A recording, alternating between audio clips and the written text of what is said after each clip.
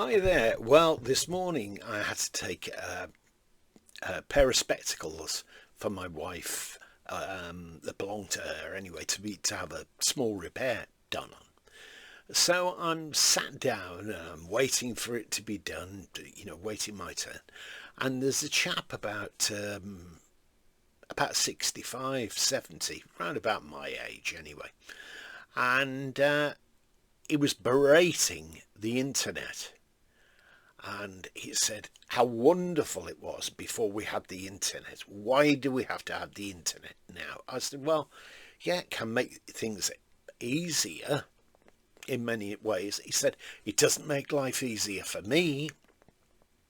So he then goes on to say, everything that I need to do now, it's got to be done through the computer, through the internet.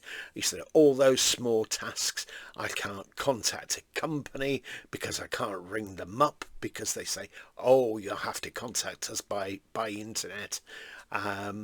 Banks don't exist in physical form now, really. You've got to go online to do your transactions. And he said it's a terrible thing. He said, and God knows what children are watching on the internet, despite these checks and measures that are supposed to be done. He said, I'd prefer if we went back about 30 years and life was a fair bit simpler. And in the days when you could go down the street, and if you wanted to buy a record, you could go into a record shop. Most of them don't exist now.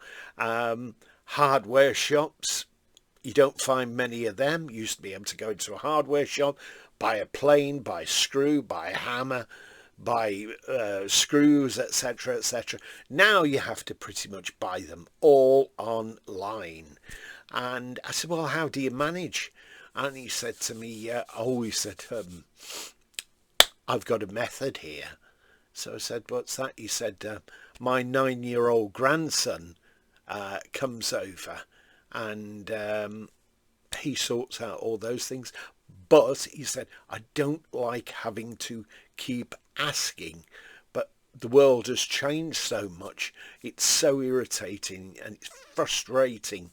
I wish we never had the internet. Wished it was never invented. But I suppose there's pros and I suppose there's cons. But there you go.